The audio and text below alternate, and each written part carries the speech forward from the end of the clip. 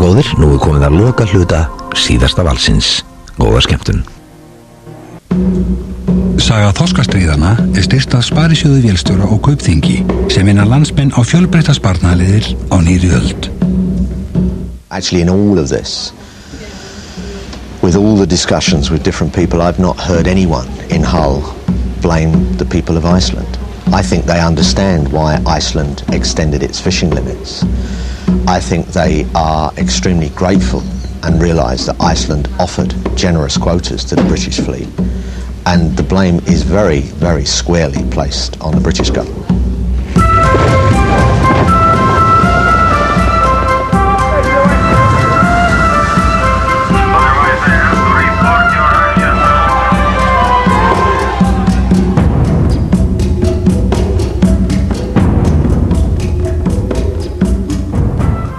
Þann 15. maí 1952 var flaggað í hálfa stöng í helstu úthafsveiðihöfnum Bretlands vegna útfærslu íslenskra landhelgi í 4 mílur. Í Grimsby Evening Telegraph var dagurinn kallaður svarti fimmtudagurinn. Fyrir Ísland markaði þessi dagur tímamót, þar sem fyrsti áfangi landgrunnslagana frá 1948 kom til framkvæmda. Vísindaleg verndun fiskimiðana var hafin.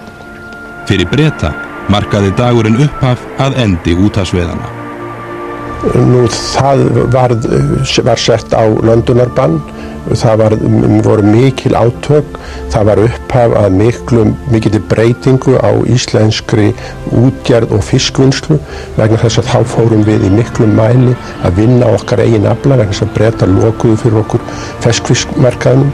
Það var upphaf að verulegum viðskiptum við Sovétríkin eins og þau hétu þá og var til mjög mikilla breyting á uppgangs fyrir frystiiðnaðinn á Íslandi. Algjörlega andstætt við það sem að Bretar stemdu að því þeir ætluðu að þvinga okkur til undanláts sem þeim tókst sem betur fyrir ekki. Þetta var ein harðasta milliríkjadeila sem Íslendingar hafa átt í á þessari öld og hún olli mikilli þjóðernisvakningu meðal þjóðarinnar sem líka verið voru ná við lýðveldisstofnunina þótt málefni hafi verið annað. Fyrstu hafréttarráðstefnu Sameinuðu þjóðanna lauk á vordögum 1958. Margar þjóðir studdu 12 mílna lögsögu en þar voru minni strandríki fremst í flokki. Stórveldin töldu sig geta sæst á 6 mílur og lauk ráðstefnunni án þess að komist væri að niðurstöðu málið. Fulltrúar Íslands með Hans G. Andersen þjóðréttarfræðing í fararbroddi létu í veðri vaka að Ísland gæti ekki beðið öllu lengur með frekari útfærslu. 1. september 1958 var landhelgin færð út í 12 mílur. Foreign and Icelandic scientists have proved beyond doubt that the fish stocks on the Iceland banks are endangered by overfishing. In our opinion, it was our right and duty to declare 12-mile fisheries limits.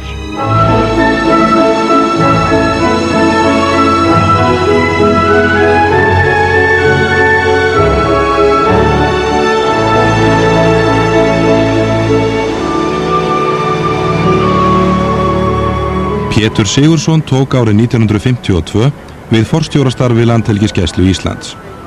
Pétur hafði gengið á danskan sjóliðsforingjaskóla og átti það eftir að nýtast honum vel í því erfiða starfi sem framundan var. Það kom í hlut Péturs að vera hinn mikilvægi hlekkur milli stjórnvalda og skipherragæslunnar, milli löggjafarvaldsins í landi og framkvæmdavaldsins til sjós. Það var sama á hvaða tíma árs, á hvaða tíma sólarhrings. Við gátum alltaf náð í Pétur. Hann var í vinnunni 24 tíma nánast allan þann tíma sem hann var forstjóri Landhelgisgæslunnar. Pétur var ákaflega raungóður maður. Ef menn lenti í einhverju svona persónulegu vandamálum þá tók hann ákaflega vel á þeim. En aftur þegar maður fór að eldast og verða ráðríkari þá fór nú ekki alltaf saman hjá okkur stefnundar, en það hann réði og það var eitt í því sem við erum svo vanir að hlýða á sjónum.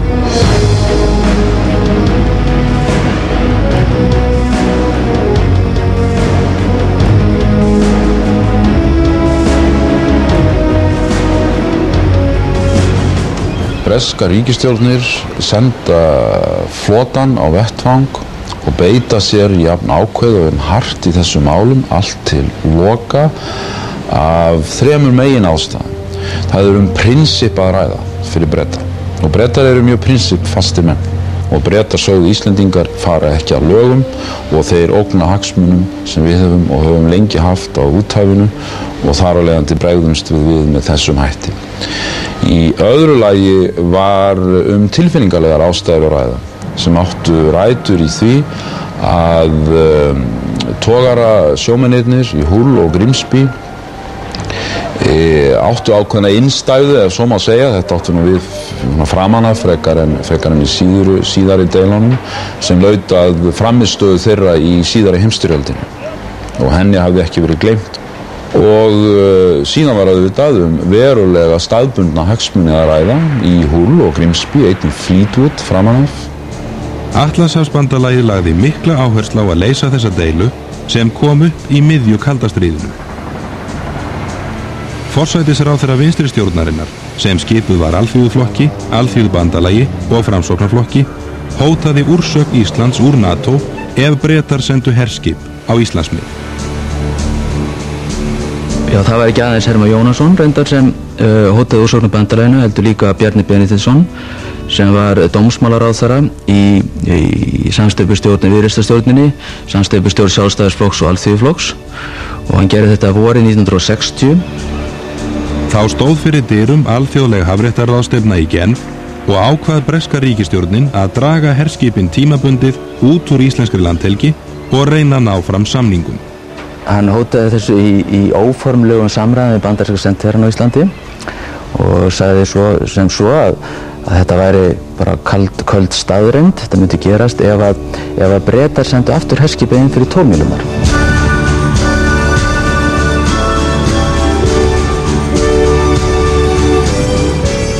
Árið 1961 náðu sættir í landhelgisdeilunni eftir 3 ára taugastríð á miðunum. Samningurinn kannski má segja þríþættur. Í fyrsta lagi þá viðurkenna Bretar í praxís 12 mínúturnar. Þeir gera það hvergi í orði, þeir gera það í praxís. Í öðru lagi sett upp ákveðið aðlögunartímabil sem átti að vera 3 ár og á því aðlögunartímabili tekið mjög mikið tillit til hagsmuna íslenskra sjómanna, einkum á smærri skipum og bátum innan 12 mílnanna.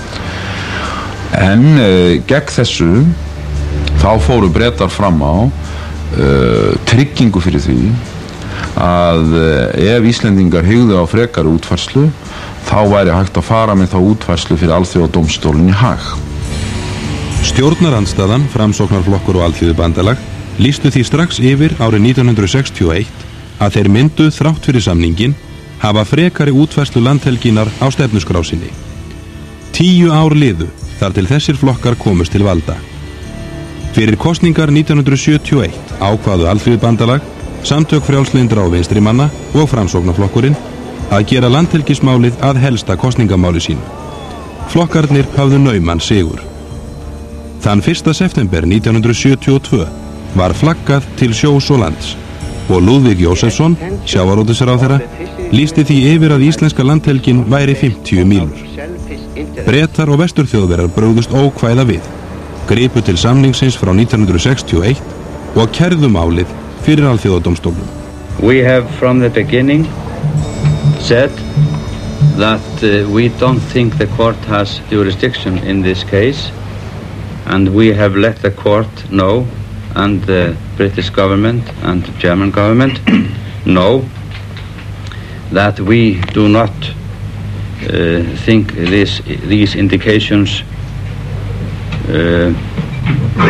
binding for Iceland in any way. Fulltrúi samninganefndar Breta var Lady Twitchmur. Hún kom til Íslands til að reyna samningaviðræður í september 1972. Well, there was a Cold War before, and we don't want it to happen again. Whether there is a danger, I wouldn't like to say now, because we've come here to try and have an agreement, and not to think of the dreadful things which might happen if we didn't. Ask you to receive a letter from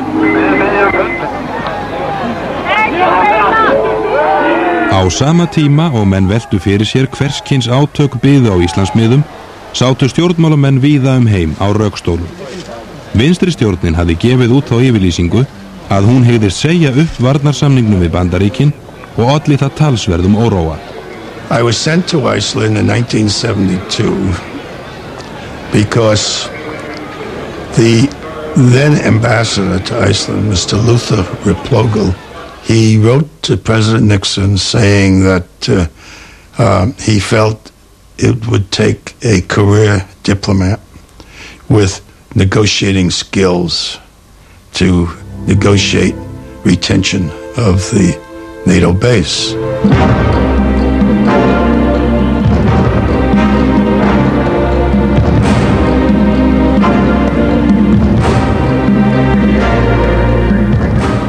Breskir togarasjómenn gerðu sig ekki líklega til að yfirgefa nýju landhelgina, heldur mættu að sjóræningja sig með málað yfir nöfn, númer og skorsteinsmerki. Við svo búið gátu íslensk stjórnvöld ekki unað. Forsætis- og dómsmálaráðherra Ólafur Jóhannesson ákvað að nú skildi gripið til leynivopnsins sem hannað hafði verið í 12 míla deilunni. Breski togarinn Peter Scott var fyrsta fórnarlambið.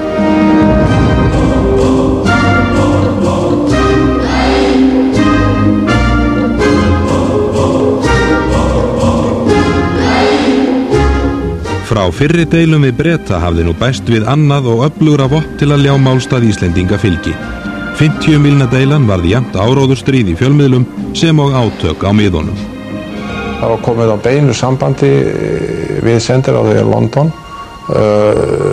og landhelgisgæslunnar og upplýsingarnir bárast miklu fyrr frá okkur, þannig urðum við Íslendingar alltaf fyrstir í fréttunum. Það er geysilega mikið að segja í áróðurstríðinu. Já, þessi mynd hérna, þannig náttúrulega nafnlaust skip, en við ekki að reyna að nota það aftur, þó sem búin að nota það áður. Rök Íslendinga fyrir útfærslunni voru verndun fiskimiðana. Bretar sem aldarraðir höfðu fiskað á Íslandsmiðum báru við sögulegum rétti til veiðana. Þegar að breski stjórnmálamenn eða reyndar fjölmiðlar voru að reyna að leita að glöfu í okkar málflutningi, reyna að finna mismunandi viðhorf innan ríkisstjórnarinnar eða önnur viðhorf í alþingi eða hjá alþingismönnum heldur en hjá ríkisstjórninni eða hjá almenningi, þá tókst það aldrei. Íslendingar voru innilega sammála þetta stóra hagsmunamál sitt. We believed that we had these rights for so long and that we were entitled to have them. And there was no sound explanation given as to why we shouldn't have them. Now, we knew about the internal political situation in Iceland, which was you've got a communist minister there who was trying to run the show. And he wanted to get rid of everybody in every respect. He wanted to get out of NATO. We knew that, but that wasn't our view. We are very few, we Icelanders, and we have fought for a long time for our independence here in Iceland. And we have learned it that the basis for our independence is economic independence.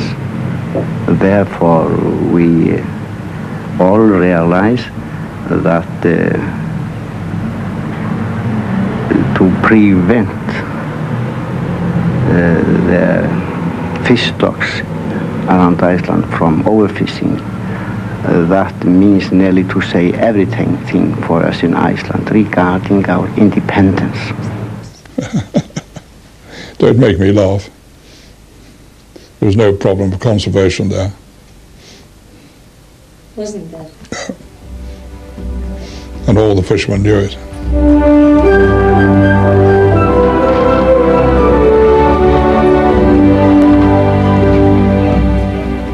Á miðunum bölvuðu breskir togarasjómenn landhelgisgæslunni og leynivopninu. Félag útgerðareigenda í Bretlandi hafði slæma reynslu af flotavernd frá 12 mílunum og óskaði því ekki eftir herskipum á miðin á fyrstu mánuðum átakana. Óneitanlega veltu eigendurnir því fyrir sér hvað tæki við ef stjórnvöldum brygðist bogalistinn í annað sinn. Indeed, I am saying that, and there's an additional reason too. If Iceland goes, then you can be quite sure that distant water grounds throughout the North Atlantic will go. All British trawlers, all British trawlers, all British trawlers, all British trawlers, all British trawlers. 18. janúar 1973 heyrði símtal frá breska togaranum Northern Sky til félags útgerðareigenda í Grimsby. Ég tala fyrir hönd allra togaraskipstjóra við Ísland. Við yfirgefum Íslandsmið innan 24 klukkustunda ef við fáum ekki vernd. Við leggjum áherslu á að við viljum ekki fiska í hólfum en við viljum fá vernd. Það eru varðskip á öllum miðum og útilokað að fiska. Tíminn rennur út klukkan 18 annað kvöld. Breskir dráttarbátar voru umsvifalaust sendir á vettvang. Á styrk þeirra reyndi aðeins skamma stund. Þann 23. janúar kom eldgos í Vestmannaeyjum Bretunum til bjargar. En þess var ekki langt að bíða að leikurinn hefðist að nýju. Í loka apríl höfðu 55 breskir togarar verið halaklyftir.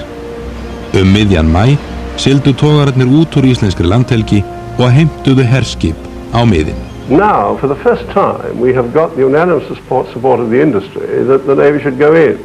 This was one of the purposes of my visit to Hull on Thursday, to try and find out from the industry whether they would support, because I've always felt that unless the Navy had the full support of the industry, it would be very difficult for them to help, even if they did go in.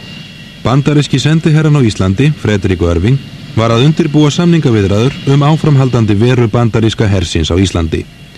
Honum hafði verið fyrirskipað að halda sig utan við fiskveiðideiluna. Því brá sendiherra Irving í brún morgun einn þegar honum barst símtal frá forsætisráðherra Íslands. When Ólafur Jónasson called me at 7 o'clock on a Sunday morning and said he wanted me to order the base's aircraft to bomb the British frigates out of the water. And I said I couldn't do that, Ólafur. We're not there to war on a NATO country. He said it's going to adversely affect public opinion about the base negotiations. And I think he was right there. I said, sorry, you just cannot do that.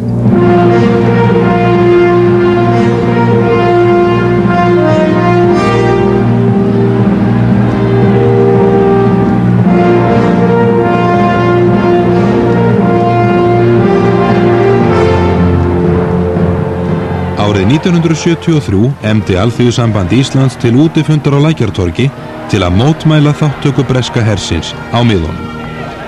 Fundurinn fór friðsamlega fram, en að honum loknum brutust út óeirðir við breska sendiráðið við Laufásveg.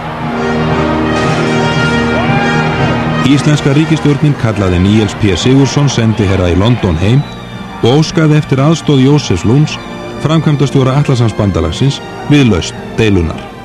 We knew what NATO's view was, and the Secretary General of NATO came to London and had a meeting with me and explained NATO's view.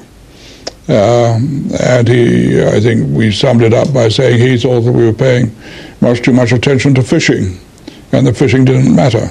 Well, as far as we were concerned, it mattered a great deal. And he then came to realize that Dr. Luntz appreciated its importance. 16. október 1973 flaug Ólafur Jóhannesson til London til samningaviðræðna við Edward Heath, forsætisráðherra Breta. Aðspurður hvort hann teldi möguleika á að samningar næðust, svaraði Ólafur. Well, it goes without saying that I would not have come if I had not any hope. It is my convictions, it has been my convictions, that is best for both parties to come to some peaceful and interim arrangements. Þegar að Ólafur kom heim með þessi samningsdrög þá leit minn ráðherra á að trúnaðarbrestur hefði orðið á milli hans og Ólafs. Og þetta var náttúrulega upphafið að endalokum þessara stjórnar má segja kannski. Og það var Jósef Lund sem stóð fyrir þessu samkomulagi og það tók auðvitað ekki langan tíma þegar komum var til London að ná samkomulagi. Auðvitað var þetta samkomulagi rekið saman þó að Íslendingar væri búin að sigra á fiskimiðunum og hefðu alla stöðu til þess að vinna Breta í þessari deilu. Þetta var rekið saman af þeim mönnum sem voru dauðhræddir það að Ísland væri að yfirgefa Atlantshafsbandalagið. 50 mílna landhelgisdeilunni lauk með samþykkt Alþingis þann 11. nóvember 1973. Samningurinn við Breta fólst í því að bannaðar voru allar veiðar frystitogara og verksmiðjuskipa. Breskum togurum á Íslandsmiðum var fækkað og aflahámark gefið 130.000 tonn á ári. Samþykkt voru ákveðin friðarsvæði og skildi samningurinn gilda í 2 ár eða fram til nóvembermánaðar 1975.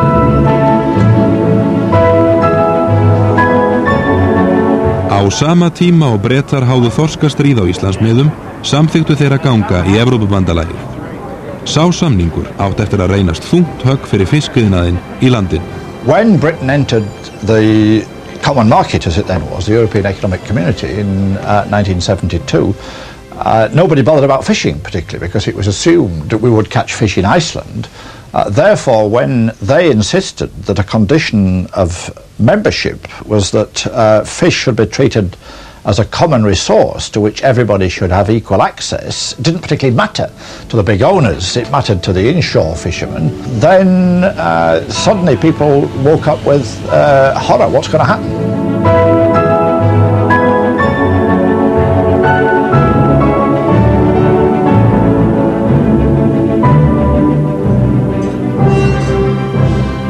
Þann 15. október 1975 tilkynnti ríkisstjórn Íslands útfærslu landhelginnar í 200 mílur. Megin ástæða útfærslunar að þessu sinni var svarta skýrslan svokallaða, sem kom út hjá Hafrannsóknastofnun. Hún sýndi það svart á hvítu að ofveiði var að ganga fiskistofnunum dauðum. Svarta skýrslan, hún var lögð fram upphaflega hér á Hafrannsóknastofnun haustið 1975, þá bara í vélrituðu skjali til sjávarútvegsráðuneytisins. Og síðan var það skjal ábyggilega fjölritað aftur og aftur því að þetta þótti miklum tíðindum sæta. Ég tel að við höfum í dag stigið lokaskrefið til framkvæmdar landgrunnslögunum. En hins vegar loka takmarkinu ekki náð fyrir en við Íslendingar einir höfum stjórn og hagnýtingu allra fiskimiða innan 200 sjómílna. I knew then that you'd have to change, and it was sheer hypocrisy on the one hand to be demanding the extension of 200 miles of continental shelf so Britain could get oil, but then deny the same facility to Iceland. And it seemed to me what you've got to do there is not sending gunboats, but send in a bit of intelligence and a bit of common sense and find agreement. Síðasta þorskastríðið á Íslandi heyja Bretar ekki til þess að tryggja hagsmuni sína inn í framtíðina. Þeir heyja það til þess að kaupa sér tíma fyrir hönd fólksins í Hull og Grímsby, einkum og sérilagi að semja upp á nýtt sjávarútvegsstefnu Evrópubandalagsins. Það gekk síðan ekki. Mánuði eftir útfærsluna rann út samningurinn við Breta frá árinu 1973. Þeir sendu samninganefnd til Íslands og í hönd fór löng og erfið stjórnmáladeila. The expectation was that we would take the previous agreement and cut it down a bit, but we would have a further period on rather similar lines to the agreement that Ólafur Jóhannesson had made in 73. I remember the first time I went for negotiations in Reykjavik. We thought they were peaceful negotiations, and we landed at the airport. And as ministers do, we waited or were met by our ambassador, Mr. East. And Mr. East said, you ought to know that the time that your plane was scheduled to touch down, the warp of a British trawler was cut. Roy Hattersley var aðstoðarutanríkisráðherra Breta. Það kom strax fram í máli hans. Hann taldi hafa raunverulega komið til Íslands til að skrifa undir samninga. Þetta kom okkur náttúrulega töluvert óvart. Að hann einhver hluta vegna stóðu þeirri trú að Íslendingar var reiðubúin til að semja við Bretana það að þeir fengi að veiða í það minnsta 120.000 tonn á ári. The least said about that's the better. I mean, when I was told that, we demanded 110,000 tonnes, and I told him in no uncertain terms that we couldn't catch that amount. We hadn't got the ships to catch anything like that amount. He just had to leave right. He said to me, I've got my orders from Harold Wilson. I can remember a telephone conversation with my father and one of our Icelandic friends, and he said, Tom, there's 60,000 tonnes on the table. You are not going to get any more. It is politically impossible for Iceland to offer any more, and you must take it.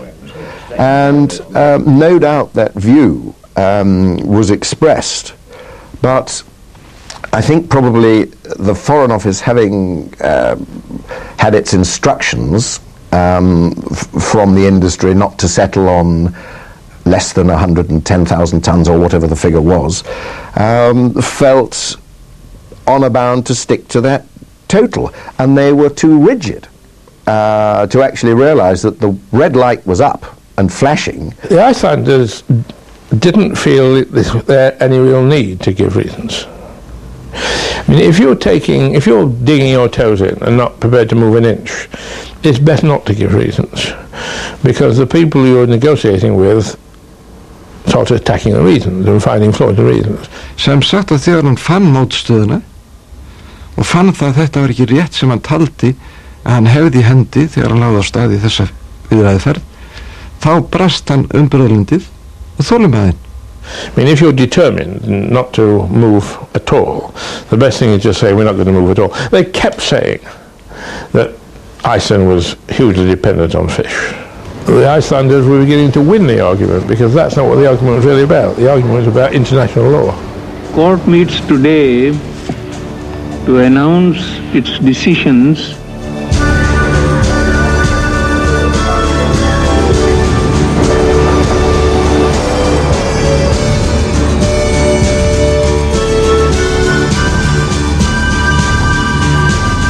Í lok nóvember 1975 sendu Bretar herskip inn í íslenska landhelgi. Í kjölfar þess dró ríkisstjórn Ísland tilboð sitt 60.000 tonna kvóta tilbaka. To send the Royal Navy in, for starters, it was hangover from British imperialism, I'm afraid. We thought we could solve problems like that. Well, I suppose history says that we did solve problems like that in the past, but you can't now. You couldn't then in 1970s. 20. janúar 1976 hótuðu Íslendingar að slíta stjórnmálasambandi við Breta ef herskip og njósnaflugvélar yrðu ekki komnar út úr landhelginni innan 4 sólarhringa. Joseph Luns var þá á fundi með Jim Callaghan, utanríkisráðherra Breta. Fyrir milligöngu hans var ákveðið að efna til könnunarviðræðna og flaug Geir Hallgrímsson með fylgdarliði sínu til London. Wilson hafði náttúrulega orð fyrir Bretunum og það var alveg greinilegt að hann vildi reyna að ná samkomulagi. Hann var raunverulega hann boðaði raunverulega til þessa fundar. Ég vil halda fram í einlægum tilgangi, ekki til þess að reyna að pína okkur neitt til samkomulags, heldur svona að finna hvort að við næðum ekki samningum á svona viðunandi grundvelli fyrir báða aðila. Fundirnir voru haldnir in the cabinet room í Downing Street number 10 og Wilson satt þar á móti Geir og munurinn var sá að þegar þessi hlutur kom til umræðu þá vísaði Geir þessu til okkar vísindamanna, en Wilson reyndi að útskýra allt sjálfur og hann satt fyrir saman okkur með feikilegan langan reiknistokk og reiknaði ýmist prósentur af aflanum eða tonn. Callaghan aftur á móti, hann var dálítið öðruvísi. Viðmótið var, ég vil segja, sömuleyti dálítið hrannarlegt. Þó það kæmi ekki svona berlega fram fyrir seinni daginn. Og þegar að Wilson var með vangavelturnar þá var hinn frekar með úrtölurnar eða hann vildi aðra nálgun. Og þar byrjaði á því að tala hafréttamál, hvort að útvæðslan var lögleg eða ólögleg, og þar tók til máls hafréttarfræðingur breskur sem ég man ekki lengur hvað heitir en þótti mjög fær. Hann talaði langt mál og snjallt eins og sagt en þegar að Hanski Andersen var búinn að svara honum, mjög stuttur og glöggri ræðu, þá eiginlega hvarf hann af sjónarsviðinu þessi Breti og var ekkert spurður meira því að hans var mjög rökfastur og sneri þannig á hann að Wilson greinilega fannst hann ekki þurfa á því að halda að hafa þennan mann á fundunum. Næsta dag þegar vorum að ræða þessi mál þarna eftir að reyða ánstrið 10 þá skal ég segja gekk þetta ekki og þá kom óþol kalla hans greinilega ljós. Hann greinilega nefndi ekki að standa meir í þessu og hefur greinilega bara verið búinn að gera það upp fyrir sig. Það er ekki takt að semja við þessi menn, þessi Íslendingar.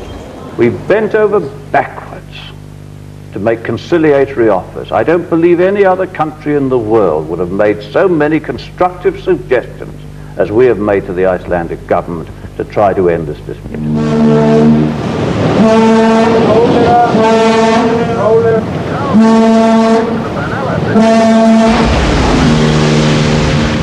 Þegar samningar gengu ekki og herskipin hertu á aðgerðum sínum á miðunum, slitu Íslendingar stjórnmálasambandi við Breta. Þann 19. febrúar hætti Níels P. Sigurðsson sendiherra störfum sínum í London og sendiráðið var formlega lagt niður. Ég hef alltaf sagt það og sagði þá að ég áleita mistök eða ekki rétt að taka sendirinn í burtu því hann var jú raun og verið eini talsmaður Íslendinga í Bretlandi á þessum tíma. Norska sendiráðið tók yfir hagsmunagæslu Íslendinga í Bretlandi og á Íslandi tók franska sendiráðið við störfum þess breska.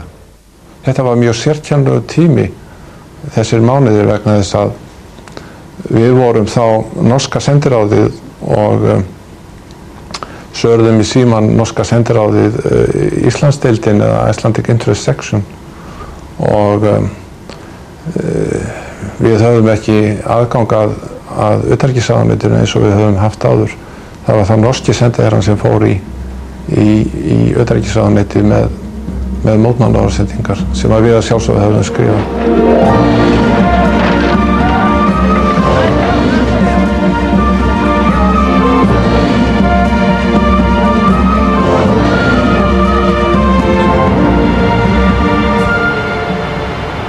Mikið óöryggi ríkti í úthafsveiðihöfnum Breta.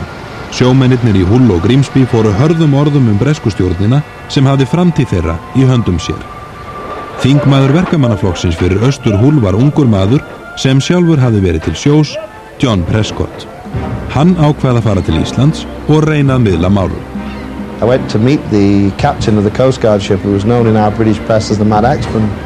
And he was standing, and there was a snowstorm, and he was standing at the gangway to join it with this kind of scrambled egg on his head and silk scarf and a goatee beard. Everything what I saw was a German U-boat commander just saluting me. And I saw a BBC camera team come round the corner, and I could see that picture at home, you know. We have just sunk 3 trawlers today, Mr. Prescott, you know. Så han kom på og vildi få tala við mig og jú, við vorum hérna í höfni í Reykjavík og við varum upp á kaffi þá. Það var svona utan dag, svo ég átti að vera í fríi. Þetta var geðugur maður, ungur maður og mikið á honum, talaði mikið eins og stjórnmálamönnum tamt. Þannig að það komst engin annar með hans sjónarmið. Ég var alveg sama, átt mína kleinu bara. Well, I want to talk to the people who give the commander his orders, not only the government but the public opinion that influenced the situation of the moment. And this was put in as a chance to meet the commander, and I've taken it along the lines of meeting everybody here. John Prescott mounted an independent operation, and the Foreign Office kept telling him to come home. He wouldn't come home. He came to see me when he did come home with his own peace plan. The agreement I had and came back with was the one I gave to the Ministry of Agriculture and the Foreign Office, who chose to ignore it and then sent a telegram to all the other NATO countries, because you remember at the background of all this was NATO base and America and all these things that was said. And of course there in America they had the Foreign Secretary, the Secretary of State there, Kissinger, who was playing all these roles in the background, and that was complicating it. Í apríl 1976 var Jim Callaghan forsætisráðherra Breta. Við utanríkisráðherraembættinu tók Anthony Crosland þingmaður Grímsby. Crosland fékk það erfiða hlutskipti að leysa fiskveiðideiluna við Ísland. And Tony Crosland sensibly took the view that this was an absurd dispute. And even though he was Member of Parliament for Grimsby, I mean, he was prepared to concede more to stop the cod war going on. When he became Foreign Secretary, I just went to him and said, "Do you want a deal? The deal's been arrived." He said, "I haven't seen it. Send for it." He sent for the deal. He went, got Friedel in Norway, and the deal then was negotiated. It was less than what I came back with, but at least it was a deal, and based on the deal I brought back from the Iceland government. Knut Fríðlund, sem var utanríkisráðherra Norðmanna, hann var einstakur Íslandsvinur og hann gerði allt sem hann gat til þess að þessi samningar gætu náðst. En það var ekki að ástæðulausu að Norðmenn voru tilbúnir til að leggja hönd á plóginn við að leysa þessa deilu. Í Noregi var pólitísk samstaða það að þar yrði ekki leyfðar neinar herstöðvar. Og Norðmenn vissu það að ef að kastaðist í kekki alvarlega milli Íslendinga og NATO og Íslendinga og Bandaríkjamanna og til þess kæmi að hugsanlega að herstöðin hér yrði lögð niður, að þá myndi myndast gífurlegur þrýstingur á norsk stjórnvöld að breyta þessu grundvallaratriði í stefnu Norðmanna og að leyfa erlendar en einhverjum bandarískar herstöðvar í Noregi og miklu meiri umsvif herja NATO í Noregi. Ingen forhandlinger, Einar går hjem! Ingen forhandlinger, Einar går hjem! Ingen forhandlinger, Einar går hjem! Nýr samningafundur var boðaður í Oslo 1. júní og þangað fóru Matthías Bjarnason sjávarútvegsráðherra og Einar Ágústsson utanríkisráðherra til fundar við Anthony Crosland. Þegar við komum til Oslo var að þá hverfur Einar algjörlega og Crosland líka og við leituðum alla borg eins og blaðamenn leita þegar þeir reyna að finna eitthvað og notuðum bresku pressuna og skiptast upplýsingum og það gekk ekki þannig það ákveðum það, ég og Magnús Finnsson og Mokkanum og fleiri að setja staði á Grand Hotel í Oslo og setja í lobbyinu hliðin á lyftinu því að Einar bjóð þar því að við fundum út annarkvörn þeir að fara út eða hann að fara inn og við setjum þarna mjög lengi og ekkert gerist og allt í einu kemur þáverandi breski sendiherrann út úr lyftinu og ég spratt á fætur og rauka á hann og sagði, hvað þú að gera hérna? Og hann sagði, ég má nota ensku, hann sagði, I'm just wondering about the hotel. Þá vissum við að fundurinn var þarna. Svo ég hringdi upp í svítu Einars og hörðu heitin Helgason sendiherra ansa og ég segi, hörðu, við sitjum með þrjir fréttamenn hérna niðri og við förum ekki. Það er eins gott að tala við okkur. Og hann segi, ég má ekki að tala við þið núna á rétt og eftir kemur Crosland út og beint út í leigubíl og neitaði að tala við okkur. Og við hringjum aftur og hann segi, bíði þarna smástund og svo eftir svona dálítið þref og þjark að þá okkur boðið upp til Einars. Og hann viðurkennir þá að þeir hafi verið að semja þarna. Nú þegar við vorum búin að ganga frá samningum þá man ég Anthony Crosland sagði, já það held ég að kallarnir mínir á Hömbersvæðinu að þeir gangi að mér dauðum. Þeir verða svo leiðir á mér, það hafi gert þetta. Og þá bæti svo við, en þið hafið aðra sögu að segja, þið komið heim til ykkar sem algjörði sigurvegarar. It's been described as a sellout in some of the newspapers of both countries, both Iceland and Britain. In fact, I did see it as a sellout on the one hand or a victory for anybody on the other.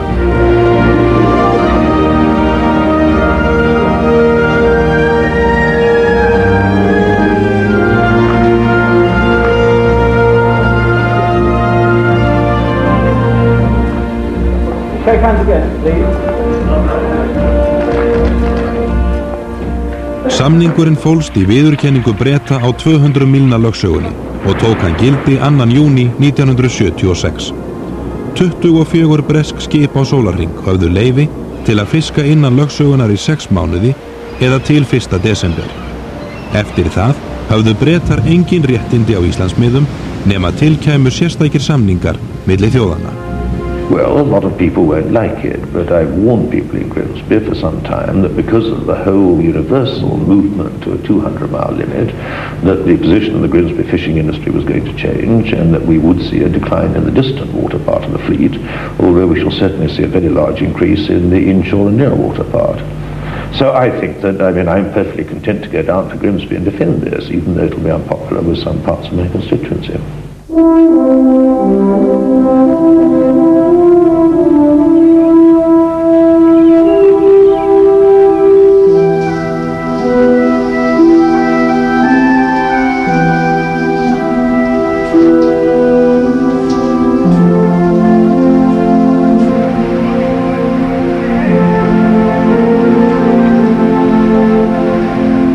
Samningarnir voru dauðadómur yfir úthafsveiðiflota Breta.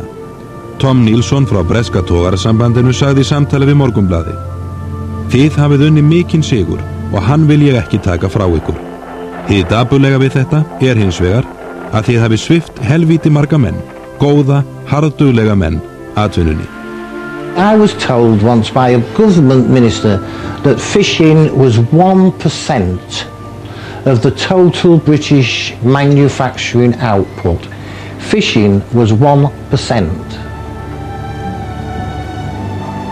So what chance did we have when we was just 1%? They didn't care a hell about us. The decline in the fishing industry, it coincided with the demolition of the houses on Ezel Road.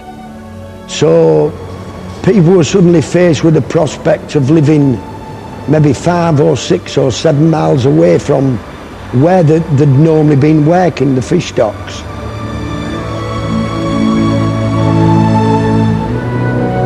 A fisherman had a pride in himself. He provided for his family. He worked. Now that pride has gone. That's been taken away.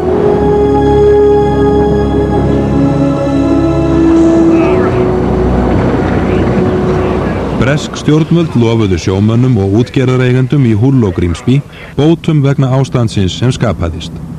Að loknu þorskastríðunum fengu eigendurnir greiddar 32 milljónir punda í bætur. But they was guaranteed that they would prosper. Otherwise they'd have had more complaints about what happened. They carried on getting the imports of Icelandic fish to satisfy the customers. Then they got the decommissioning grants that suppose allegedly the gold debts written off. They sold the shops, they sold the ships, enhanced scrap prices for the ships. They came up with a tidy sum. The employers, of course, who didn't want to pay any compensation or redundancy, said, oh, no, sorry, nothing to do with us, goodbye. And the union told them the same, to be fair. So everybody told them. And when I was elected MP, they came to see me, and I checked with the Department of Employment in London, and they said, no, they're casual workers. I'm not critical of the owners for getting the decommissioning money. They did lose a lot of revenue. But what about the poor? The deckhands and the crews, they never got a penny. When our involvement with Iceland, fishing-wise, when it ceased, that was the end of an era in Hull.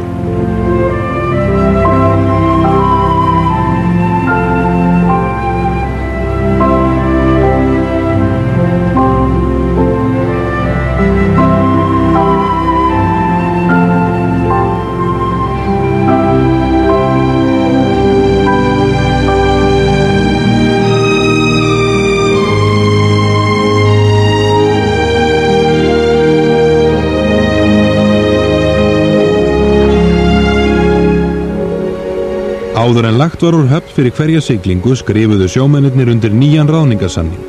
Samkvæmt atvinnuleysisbótalögum í Bretlandi þurftu mennirnir að hafa verið samfleytt í vinnu hjá sama fyrirtæki í 2 ár.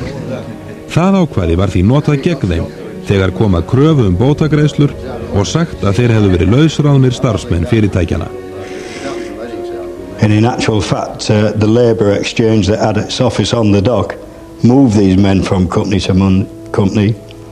therefore breaking the men's continuity up so as not to get a 2-year ruling.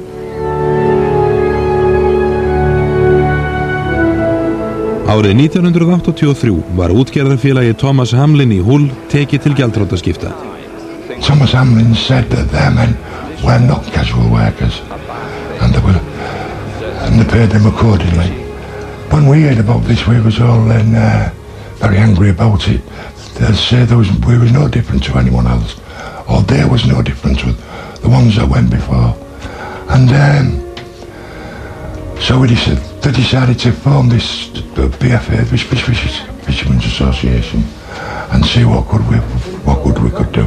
It wasn't until 12 years later that after a number of court cases, a brilliant lawyer in Hull called Humphrey Forrest, who works for the Humberside Law Centre, actually proved to the courts that these men were actually employed. It was as if they got a contract of employment. And the court then decided that in the cases he was pursuing, yes, these men are employed.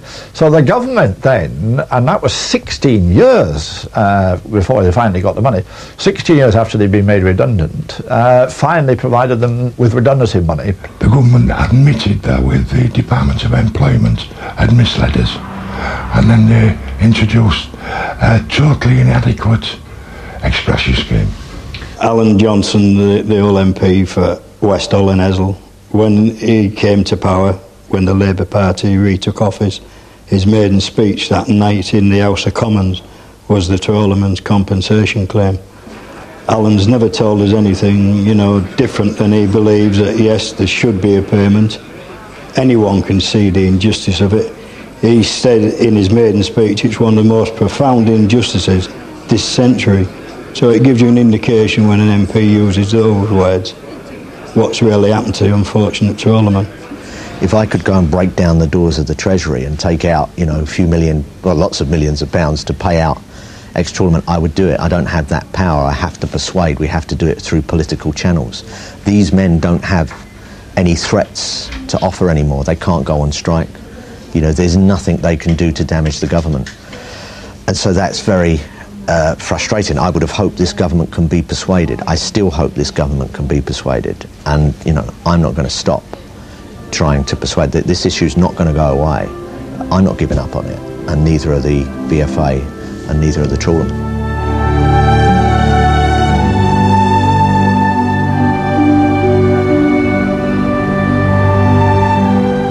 Við Humber-ána var 60 breskum togurum lagt við bryggju.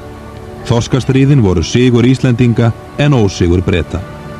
Þúsundir fjölskyldna í Hull og Grímsby mistu lífsviðurværi sitt á einni nóttu. Fyrir Íslendinga sem þangað komu blasti við sorgleg sjón. Þegar maður gekk fram hjá tugum skipa sem búið var að leggja við landfestar til varanlega, að þá upplifði maður og upplifði ég að við hlytum að hafa valdið þessu fólki miklum skaða. Og mér var þetta hvatning til þess að við þyrftum að gera okkur grein fyrir því, að hafandi staðið fyrir því og átt hluta því að þeim var ýtt af okkar miðum og þeir eru að leggja sínum skipum, að við erum að gæta sóknarinnar í okkar fiskistofna og gæta þess að það veri aldrei gert of frekar á þann veg að þeir byggðust upp og eldust og framtíðin og íslensk ungmenni getur notið þess á efri árum og alltaf framvegis að fiskistofnarnir við Ísland væri í góðu ásigkomulagi og getur þolað eðlilega sókn.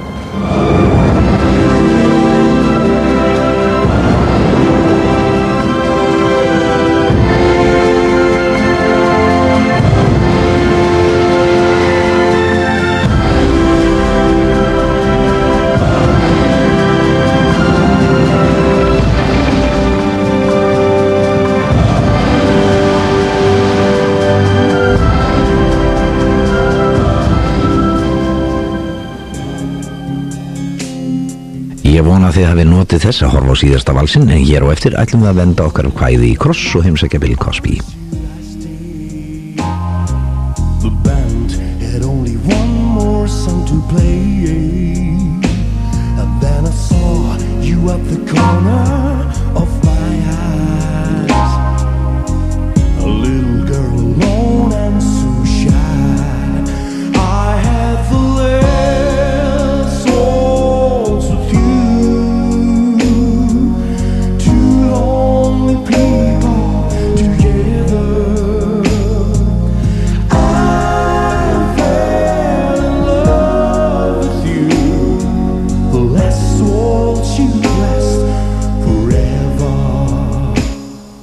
the love in